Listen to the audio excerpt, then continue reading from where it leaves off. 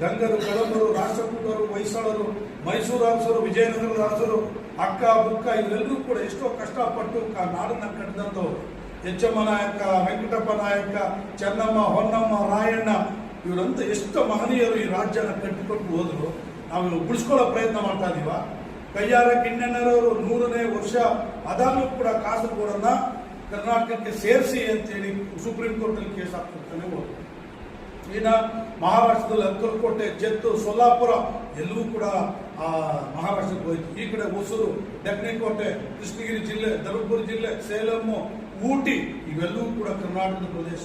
ಇಲ್ಲಿ ಮಡಕಶಿರ, ಹಿಂದೂಪುರ, ಮಂತ್ರಾಲಯ ಇವೆಲ್ಲವೂ ಕೂಡ ಕರ್ನಾಟಕದ ಪ್ರದೇಶ. ನಮ್ಮ ರಾಜ್ಯದ ಅಜ್ಞಾನಿ ರಾಜಕಾರಣಿಗಳಿಂದ, ಸರ್ವಾಧಿಕಾರಿ ರಾಜಕಾರಣಿಗಳಿಂದ ಈ ನಾಡಿನ ಹಿತಾಸಕ್ತಿಯನ್ನ, ಈ ರಾಜ್ಯದ ಕನ್ನಡಿಗರ ಹಿತಾಸಕ್ತಿಯನ್ನ, ಅಭಿವೃದ್ಧಿಯನ್ನ ಕಾಪಾಡೋಕ್ಕಾಗದೆ ಇವತ್ತು ನಾವೆಲ್ಲ